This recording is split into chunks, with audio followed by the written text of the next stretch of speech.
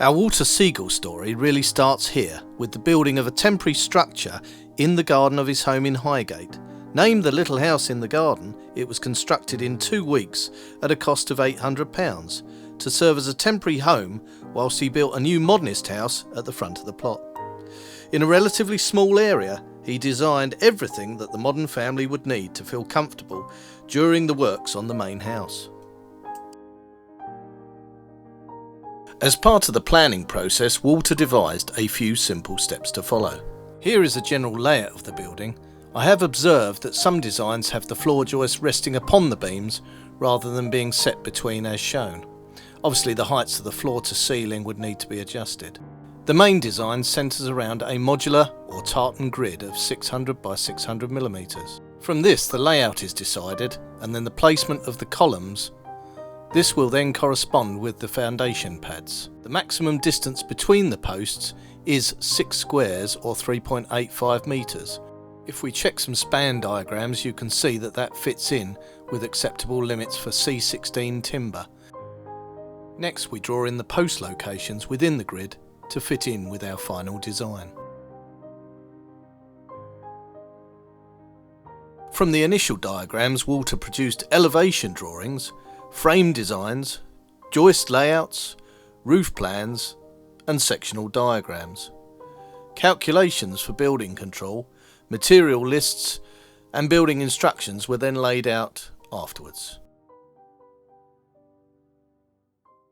As with the planning stage, Walter has prepared an order of construction so everything is easy to follow and understand.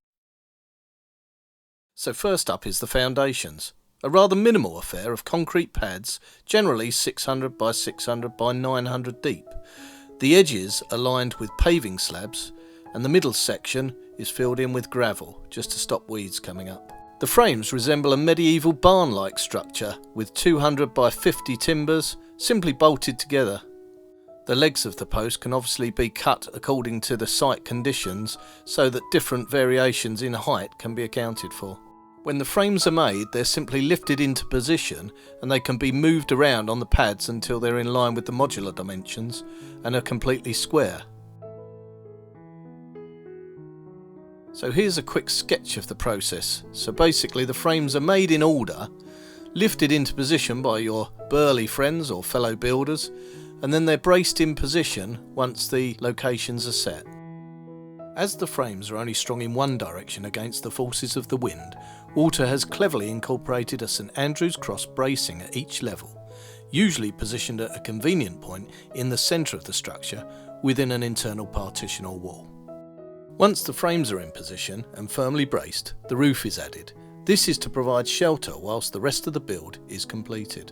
The roof is made up of Woodwool slabs laid on top of the joists and then 3 layers of felt are cross bonded together.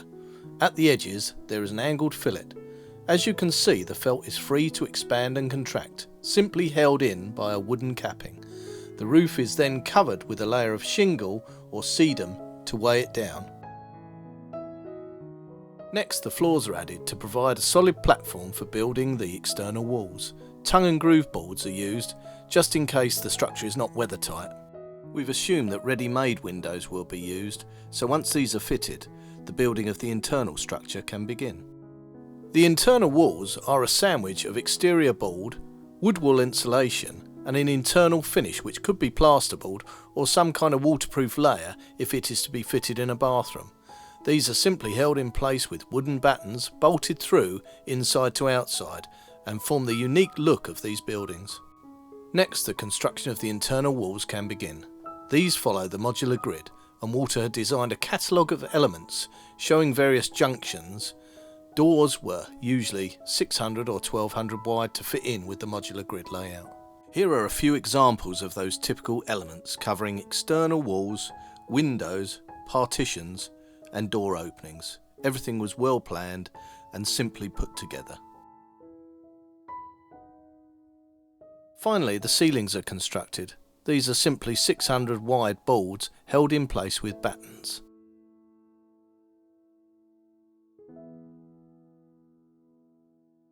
Here is a basic room layout showing the plumbing and electrical services in place. The electrical sockets are usually placed on those bolt-through battens so that the wiring is easy.